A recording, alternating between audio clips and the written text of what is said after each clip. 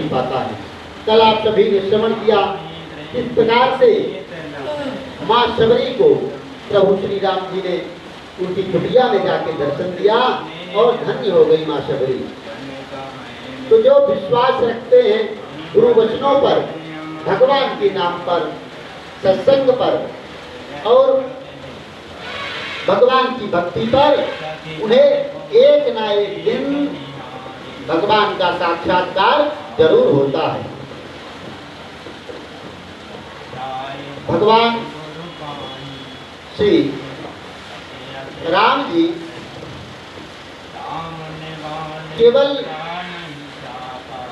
उनको प्राप्त करने का जो अनेक साधन है, तो पहला साधन प्रेम बताया गया।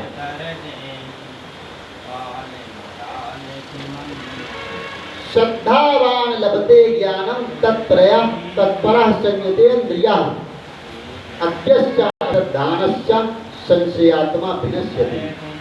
श्रद्धावान जो रहता है उसी को ज्ञान मिलता है। ज्ञान भगवान श्री राम जी का स्वरूप कहा गया। ज्ञान अखंड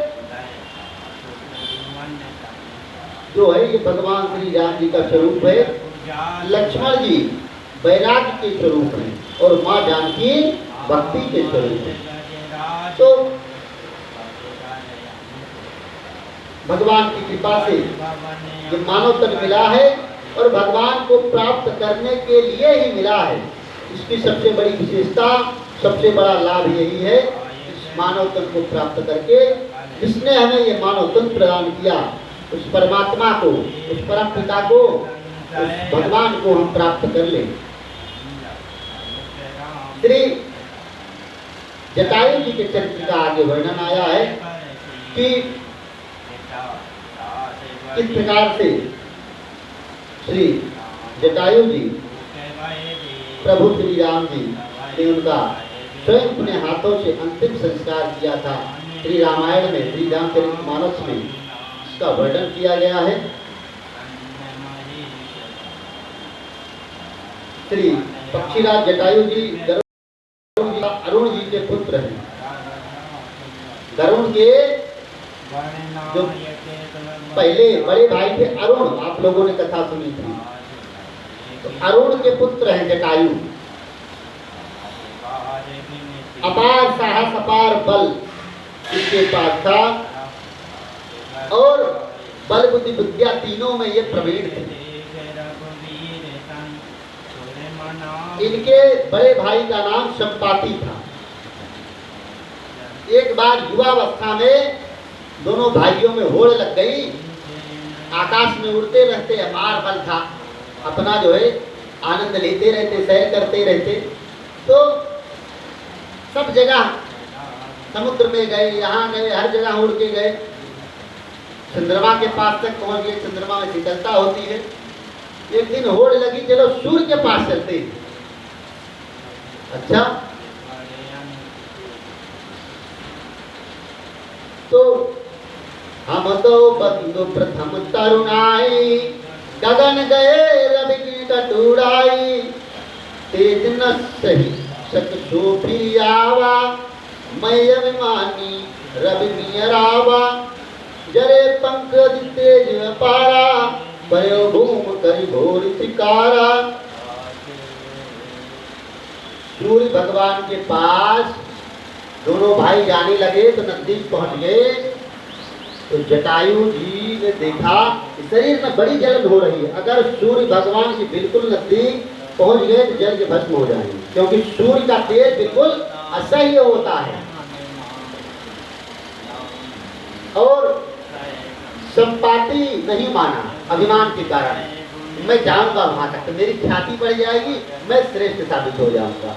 और जटायु जी ने बुद्धि विवेक का परिचय दिया कि भाई वहां तक गए तो जिंदा वापस नहीं आएंगे, कुछ न कुछ हानि क्षति जरूर होगी। तो वहां से वापस लौट आई जटायु जी। और संपाति वहां तक गए तो इतना भयंकर सूर्य भगवान का तेज था कि उनके पंख जल गए और नीचे धरती पर गिर पड़े आके।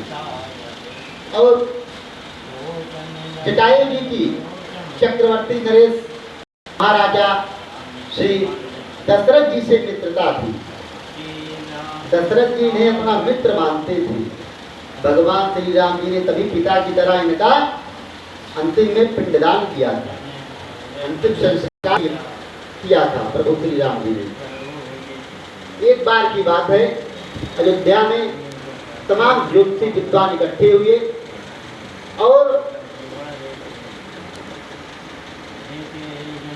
वृष्टि कम हो गई, जल वृष्टि। तब उसका कारण जानने के लिए महाराज दशरथ ने सबको बुलाया। सबने कहा कि महाराज, शनि रोहिणी नक्षत्र को भेद कर, जिसे शकट भेद भी कहते हैं, उसको भेदने वाले हैं और 12 वर्ष तक अब जल की वृष्टि नहीं होगी। महाराज दशरथ ने कहा, अरे ये तो बड़ा विकराल समय आ गया, 12 वर्ष तक जल नहीं बरसेगा। तो पहले के समय में ट्यूबवेल नहीं थी, ये अभी जो बोर हो जाता है ट्यूबवेल, पहले समय से ही भगवान की जो प्राकृतिक वर्षा होती थी उसी से किसान अपनी खेती करते थे और उसी से सबको भोजन मिलता था। तो महाराज दशरथ ने कहा कि प्रजा ही मर जाएगी, मैं राजा बन के क्या करूंगा, प्रजा की रक्षा करना तो मेरा परम धर्म है। तो क्या किया जाए? बोले कि ये तो बड़ा असाध्य कार्य है, शनि को किसी प्रकार अगर कोई रोक सकता है तो ये कार्य रुक सकता है। महाराज दशरथ दिव्य रथ तैयार करते हैं। देखो, वीर जो है प्रजा की रक्षा के लिए ऐसे ऐसे राजा हुए हैं। बोले भले ही मैं बचूं अथवा ना बचूं, लेकिन इस दुर्भिक्ष को, इस अकाल को टालने का प्रयास मैं जरूर करूंगा। एक दिव्य ज्योतिर्मय रथ तैयार करते हैं और अपने समस्त दिव्यास्त्रों को लेकर चल दिए, आकाश मार्ग में उड़ने लगे। इंद्र जब महाराज दशरथ जाते थे तो आधा सिंहासन देता था बैठने के लिए। स्वर्ग में कोई इस शरीर से नहीं जा सकता, लेकिन इतने प्रतापी राजा थे, इंद्र का कई बार इन्होंने साथ दिया, राक्षसों का संहार किया। तो तारा मंडल, सूर्य मंडल, चंद्र मंडल सब पार करते हुए स्वर्ग को पार किया इन्होंने। और जहाँ रोहिणी नक्षत्र के पृष्ठभाग में देखे कि शनि जाने वाले हैं, वहां पहुंच गए और शनि तो ललकारा, वीर राजा थे, क्या हमसे युद्ध करो, ये सब कार्य बाद में करना। शनि ने कहा, अरे भाई मुझको ललकारने वाला कौन आ गया? सब मुझसे डर के भागते रहते हैं, सब घबराते रहते हैं, कहीं मेरी दृष्टि किसी के ऊपर न पड़ जाए, टेढ़ी भक्त दृष्टि हो गई, उसी का नाम हो जाता है, उसी को हानि होती है। और कैसा ये वीर है देखिए। तो अच्छा, कहाँ से आए? बोले मैं महाराज दशरथ हूँ, अयोध्या से आया हूँ। युद्ध होने लगा तो शनि सूर्य के पुत्र हैं, उन्होंने ऐसे दृष्टि जमाई कि महाराज दशरथ का रथ जो था वो जल के भस्म हो गया और महाराज दशरथ नीचे गिरने लगे।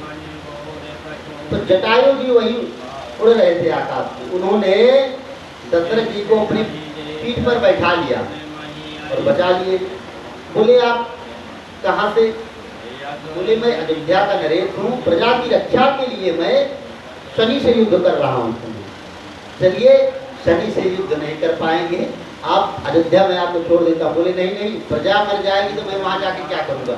मुझे अगर मेरे आपने प्राण बचाए हैं, एक उपकार मेरे ऊपर और करिए। क्या महाराज? आप ले चलो शनि के पास, फिर से पुनः युद्ध करूंगा मैं। अब वहां पहुंच गए महाराज दशरथ, फिर उन्होंने शनि को ललकारा। शनि बड़ा आश्चर्य, बड़ा ढीठ आदमी है, बड़ा इसका निश्चय पक्का है।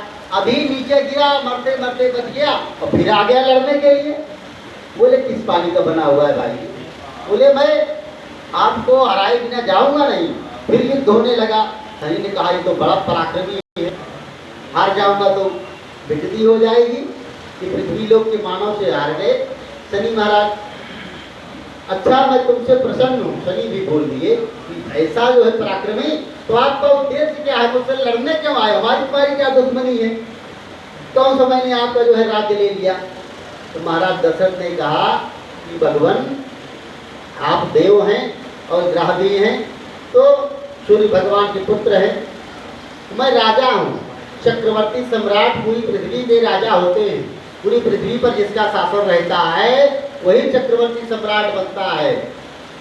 छोटे छोटे राजा अनेक राज्यों में जो रहते थे उनके अनुकूल रहते थे, वो जो नियम लागू करेंगे वही माना जाएगा, उनको कर देते थे। चक्रवर्ती होने का ये अभिप्राय है। तो बोले दशरथ जी महाराज, देखिए आप जो ये ग्रह नक्षत्र में जा रहे हैं रोहिणी में, उससे 12 साल का दुर्भिक्ष पड़ेगा, प्रजा मर जाएगी, तो आप उसमें न जाइए। अगर आप प्रसन्न हैं तो मेरे ऊपर कृपा करिए, ये वरदान दीजिए। बोले ठीक है, उसमें नहीं जाऊंगा।